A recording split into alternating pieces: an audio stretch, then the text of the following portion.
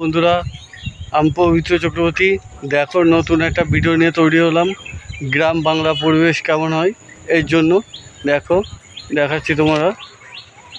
দেখো, পাট পচাচ্ছে, পাট পচায় পাটকাঠি যে তৈরি হয়, পাটকাঠি তৈরি হয়, আবার কেউ বলে পাটের দড়ি, সেই দড়ি তৈরি হয়। ওই যে দেখো, জুম করেও দেখাচ্ছি তোমাদের।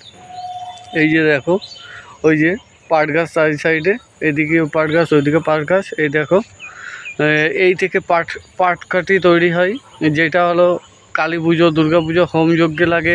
আবার অনেকে খড়ি খুঁটি, যারা পয়সা বাড়ি করতে পারে না তারাও দেয়। আর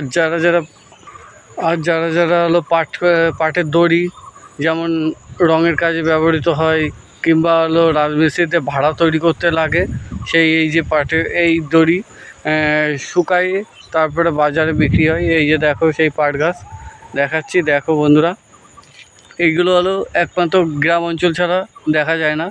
আর ওই যে খেজুর গাছ, যে খেজুরের রস, শহর অঞ্চলের লোকেরা যেই খেজুরের রস খায়, এই যে সেই খেজুর গাছ। এইখানে এখন হলো শীতকাল নয় যেহেতু, এর জন্য ওখানে দিয়ে রাখেনি। শীতকাল হলে এখানে সমস্ত জায়গায় ঠিলে পেতে রাখে। ওই যে বিকেল হয়েছে, ওই যে পাখিরা সব হলো নিজ নিজ গৃহে, অর্থাৎ নিজের ঘরে প্রবেশ করবে। এই যে তাই যাচ্ছে সবাই দল বেঁধে। যদি এই ভিডিওটা তোমাদের সকলের কাছে ভালো লেগে থাকে, তবে লাইক, কমেন্ট, শেয়ার করো। আর নমস্কার।